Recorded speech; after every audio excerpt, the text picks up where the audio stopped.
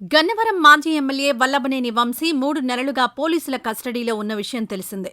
ఈ మేరకు ఆయన ఆరోగ్యం కూడా పూర్తిగా క్షీణిస్తుందని వైద్యులు తెలిపారు. దీంతో వంశీ కుటుంబ సభ్యులు తీవ్ర ఆందోళనకు గురవుతున్నారు. ఈ నేపథ్యంలోనే వంశీ మరోసారి తీవ్ర అస్వస్థతకు గురయ్యారు. ఈ మధ్య ఆయన తీవ్రంగా దగ్గుతూ కనిపించారు.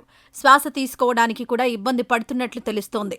అరెస్టుకు ముందు ఎంతో లగ్జరీ లైఫ్ స్టైల్కు అలవాటు పడిన ఆయన జైలు వాతావరణానికి అలవాటు పడకపోవడం, అలాగే జైలులో ఉండే దోమలు, అసౌకర్యాలు, వీటికి తోడు మానసిక ఒత్తిడి కారణంగానే ఆయన ఆరోగ్యం క్షీణిస్తుందని వైద్యులు తెలిపారు. ముఖ్యంగా శ్వాసకోశ సమస్య తలెత్తడంతో ఆయన హుటాహుటిన కంకిపాడు ప్రభుత్వ ఆసుపత్రికి తరలించారు. ఆయన కోరుకున్న ప్రైవేట్ ఆసుపత్రిలోనే పోలీసులు చూపిస్తున్నారు. అందుకని కంకిపాడు ఆసుపత్రికి తీసుకువెళ్లారు. అక్కడికి వంశీ సతీమణి పంకజశ్రీ, మాజీ మంత్రి పేర్ని నాని కూడా చేరుకున్నారు. ఆయన ఆరోగ్యంపై కుటుంబ సభ్యులు ఆందోళనలో ఉన్నారు. వల్లభనేని వంశీ ఆరోగ్య పరిస్థితి దృష్ట్యా ఎయిమ్స్కు తరలించాలని మాజీ మంత్రి పేర్ని నాని డిమాండ్ చేశారు. ఈ మేరకు వంశీ సతీమణి పంకజశ్రీకు ధైర్యం చెప్పారు.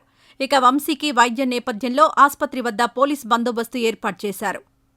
ఇటీవల కూడా వంశీని విజయవాడ ప్రభుత్వ ఆసుపత్రికి తీసుకొచ్చారు పోలీసులు. శ్వాస తీసుకోవడంలో ఇబ్బంది పడుతున్న వంశీని హుటాహుటిన వైద్య పరీక్షల కోసం ఆసుపత్రికి తీసుకొచ్చారు పోలీసులు. జైలులో శ్వాస తీసుకోవడంలో ఇబ్బంది పడుతున్న క్రమంలో ఈ విషయాన్ని న్యాయాధికారికి వంశీ వివరించారు. ఆక్సిజన్ అనలైజర్ పెట్టుకోవడం వల్ల ముక్కు వద్ద ఉన్న ఎముకలు నొప్పొస్తున్నాయని చెప్పారు. తాజాగా మరోసారి తీవ్ర అస్వస్థతకు గురికావడంతో ఆయన కుటుంబ సభ్యులు, అభిమానులు ఆందోళనలో ఉన్నారు. బాపులపాడు నకిలీ ఇళ్ల పట్టాల పంపిణీ కేసులో విచారణ నిమిత్తం కంకిపాడు పోలీసుల కస్టడీలో ప్రస్తుతం వల్లభనేని వంశీ ఉన్న విషయం తెలిసిందే. టీడీపీ కార్యాలయానికి నిప్పు పెట్టడం, కంప్యూటర్ ఆపరేటర్ను బెదిరించడం వంటి కేసులు వంశీపై ఉన్నాయి. అంతేకాదు ఆయన మీద ఎస్సీ, ఎస్టీ కేసులు కూడా నమోదయ్యాయి. మొత్తం 10ల సంఖ్యలో కేసులున్నాయి. ఒకదానిలో బెయిల్ రాగానే మరో కేసులో పోలీసులు కస్టడీకి కోరుతున్నారు. ఇలా గత 3 నెలలుగా వంశీ పూర్తిగా పోలీసుల కస్టడీలోనే ఉన్నారు. ఇలాంటి నేపథ్యంలో అసలు వంశీ బయటకు వస్తారా అనే అనుమానాలు కూడా కలుగుతున్నాయి.